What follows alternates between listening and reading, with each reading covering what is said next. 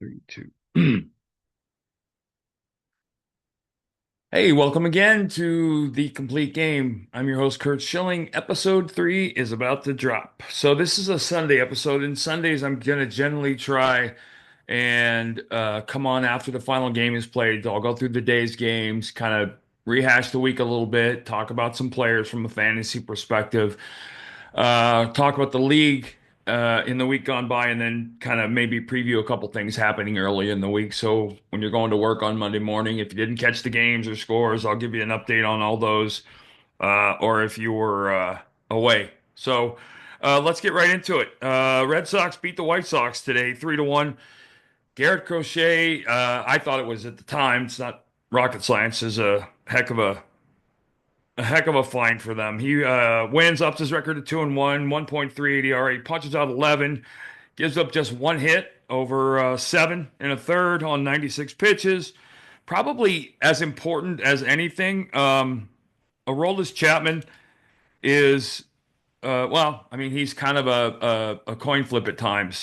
He gets his third save tonight. Even bigger story. I thought coming out of spring training, one of the big things for Boston was going to be Trevor Story. He goes 3 for 4 today. It's his third home run, doubles, and drives in three in the Red Sox 3-1 win. St. Louis beats Philly 7-0. Matt Lee, I'm gonna gotta give me time. Liberatore wins his first to go 1-1. He goes six, three hits, walks one, no runs, seven punch outs on 88 pitches. Zach Wheeler has a bad day for Zach Wheeler. He drops to 1-1 with a 407, goes six, seven hits, four earned runs, walks one, punches out three. Contreras homers his second for St. Louis, still just hitting 150. Miller goes 2 for 4 with his second home run. Arenado 2 for 4 with his fourth double in St. Louis's win. The Diamondbacks beat Milwaukee 5-2. Milwaukee scores two in the first, and Zach Gallen knuckles down in a no decision, but still, those were always big games. You give up a couple runs early, even though you don't get the win. If you hold, come back, you feel like you've done something. They end up winning the game.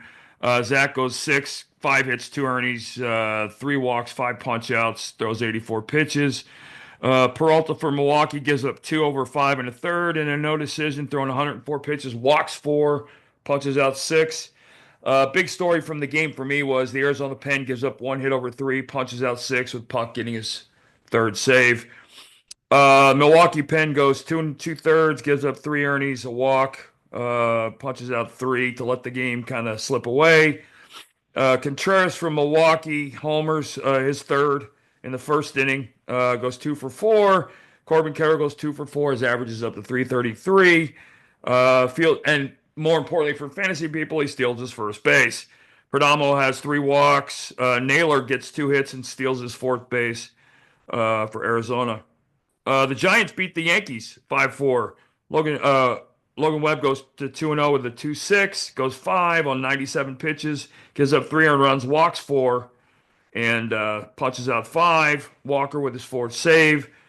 New York, Carlos Rodon loses, drops to 1-3 with a 5-4. He gives up four runs over five and two thirds on 100 pitches, punches out eight, walks three. Jazz Chisholm hits his fifth home run, still just hitting a buck 69 in a struggling April. Jung Hong Lee for the Giants goes 2 for 3, hits two home runs, his third, second and third of the year, drives in four for his 11th RBIs. Willie Adams goes 0 for 3, still just hitting 186. Chapman goes 0 for 2 with two walks. He's only hitting 176, Matt Chapman, but he's got a 354 on base percentage. So Kyle Schwarber like, but he's still getting results even though he's struggling. That's a great sign for the Giants. Toronto beats Baltimore 7-6. Toronto scores three in the eighth to tie, one in the 10th to win. 13 pitchers used in this game. Alejandro Kirk goes 2 for 4, hits his first home run, drives into. Ernie Clement goes 4 for 5, scores twice, doubles and steals. Gunnar Henderson, the leadoff spot, goes 3 for 5 with a triple and two runs, still just hitting 206. Tyler O'Neill hits his second home run. Mountcastle hits his first and goes 2 for 4. Tampa Atlanta, Chris Sale gets beat, drops to 0-2 with a 6.6 ERA, so a bad April continues for him. Gives up four earned over, or three earned over four and a third, walks three, and strikes out seven. Boyle for Tampa in a spot start, his first appearance of the year, goes five hitless innings.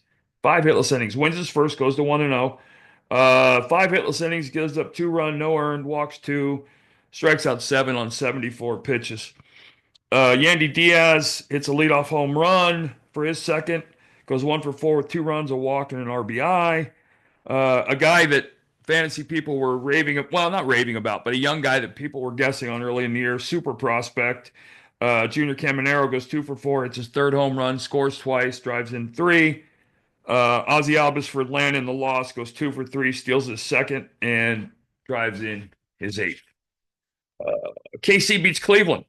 Cole Riggins wins his first game of the year, despite having a 2.28 ERA after the start. Punches out 10, four hits, no walks, one earned run over seven and two thirds. Estevez goes an inning, punches out three for his fifth save. Salvador Perez hits his second home run, drives in two. Bobby Witt Jr. goes one for four. Uh, for Kansas City, one of the players probably that will have a very significant impact on how I do. Mikhail Garcia went three for four, drove in two, and is hitting 300. Uh, Kyle Isbell, you know what? I think I pronounced that right. Went three for three, doubled for his second time, scored a run. In Cincinnati, well, Cincinnati beats Pittsburgh 4-0. Hunter Green goes to 2-1 with a 0.98. Gives up two runs, or two hits, walks one, strikes out eight on 98 pitches over seven innings. Pittsburgh Penn, probably the highlight of the game for them, goes three and two thirds, gives up a hit, a walk, and strikes out three. Pittsburgh total just two hits, drops to 5-11. Cincinnati goes to 8-8. Cincinnati in the win only had six hits, four doubles, two singles. Dela Cruz one for four with the 17th RBI. Espinal with his first two RBIs of the season. In Washington, the Marlins beat the Nats 11-4. Mackenzie Gore drops to 1-2, punches out seven, walks three, four earned runs over six and 105 pitches.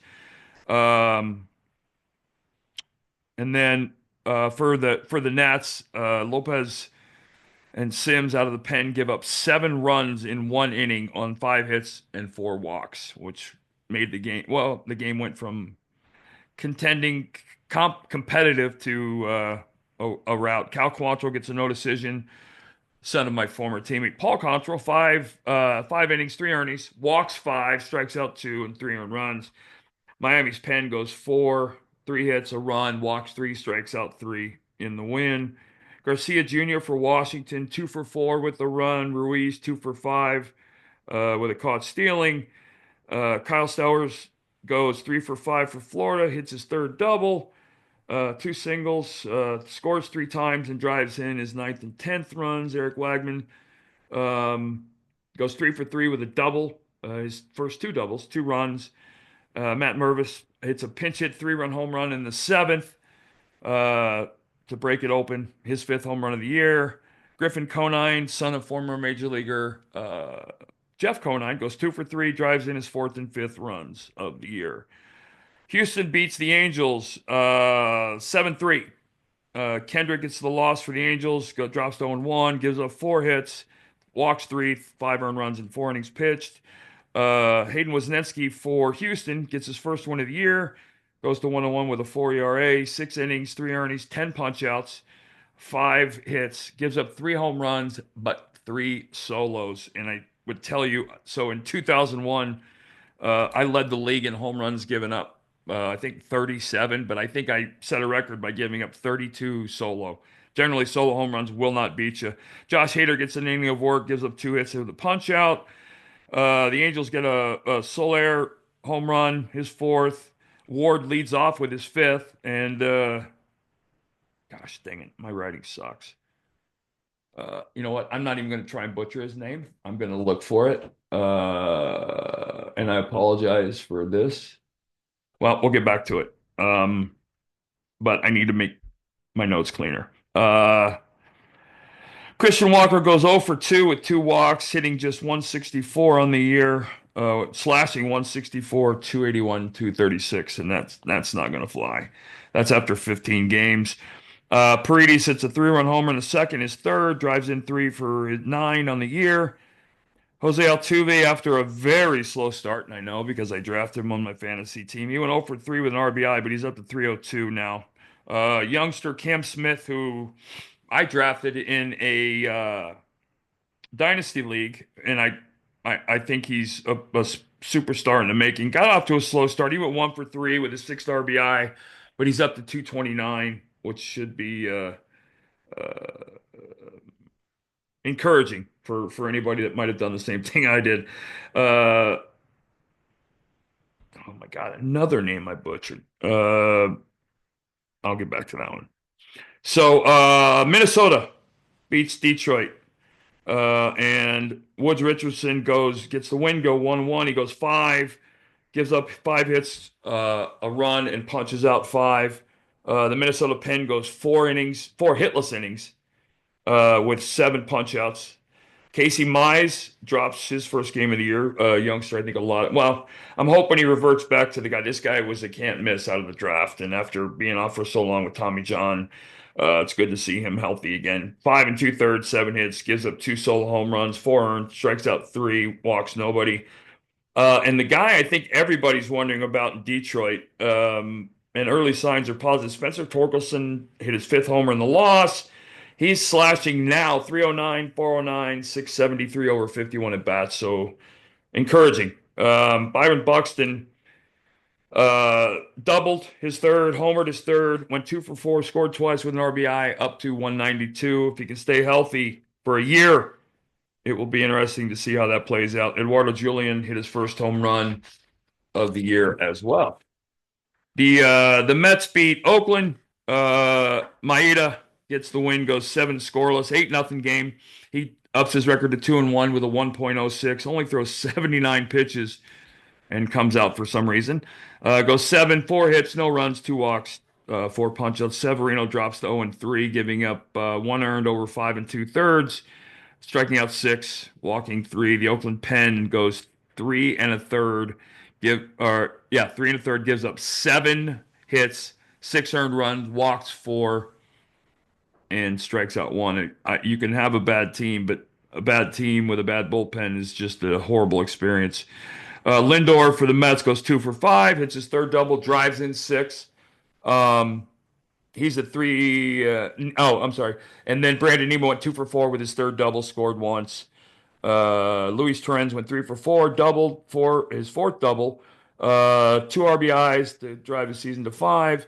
In 26 at bats, he's hitting 333, which is a good sign. Not a large sample, but as Alvarez starts his rehab Wednesday this last week, the at bats from their catchers right now are crucial. Lawrence Butler went 3 for 4, doubled his first. He's hitting 281 with a 388 on base percentage. So appears to be the guy everybody was hoping he would be.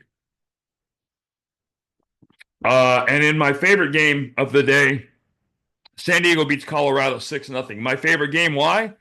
Michael King throws a complete game for San Diego. Throws a complete game, two-hitter, walks 1, strikes out 8, moves to 3-0 with 2.42 ERA.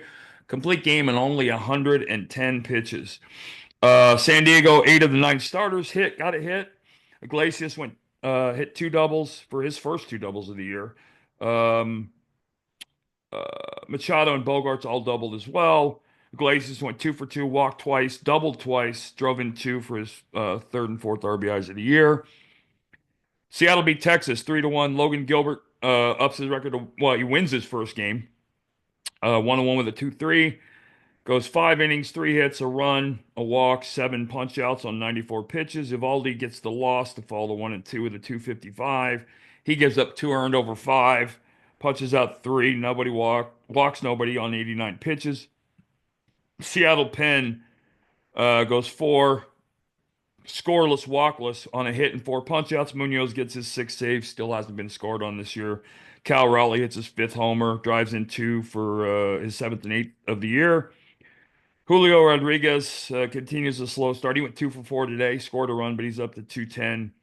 Dustin Harris hit his first home run and it got his first RBI for Texas. So Good for you, big man. Um, the Cubs beat LA late today. Glasnow gets a no decision, giving up two earned and six, punches out seven, two solo homers. Chicago uses seven pitchers. Michael Busch goes 2 for 4, hits his third homer, drives in his 10th run of the year. Pete Crow Armstrong has a huge day, going 3 for 4 with a single, triple homer. Two home runs. I'm sorry, his first two of the year. Walks twice, drives in two for his seventh, and scores twice. I know he's I mean, not a reach to say he's legit, but that he's something special. You got the Cubs now, the only team in the Central over 500 in the NL Central. Hottest team over the last 10 games, the New York Mets at 8-2. Four of the five teams in the NL West over 500. Cubs are the only team over 500 in the Central. Braves are 4-0. These are my surprising things or things that are jumping out at me. Four teams in the AL Central and you heard me talk about this uh, in the first episode. One of the statistics I look for in a team is run differential. Four of the teams in the AL Central and four of the teams in the American League West are all minus run differential, meaning through all their games, they've given up more runs than they've scored. And that's a much, I don't want to say it's a better indicator than your one loss record, but I think it's a better indicator of your talent, if that makes sense. Coming up this week, Boston, Tampa, Cubs at San Diego, two series to pay attention to. The pitching matchup early in the week for me is the in Atlanta, you're going to have Schwellenbach, or in Toronto, Schwellenbach versus Gaussman. Both guys, big arms. Schwellenbach has been phenomenal, despite the fact that they're struggling to start with. So that's your Sunday update, and we will be back Tuesday night, Wednesday morning with the full-on update and recap of Monday and Tuesday. So you guys have a wonderful week. Any questions, anything you want to talk about, hit me up. Take care.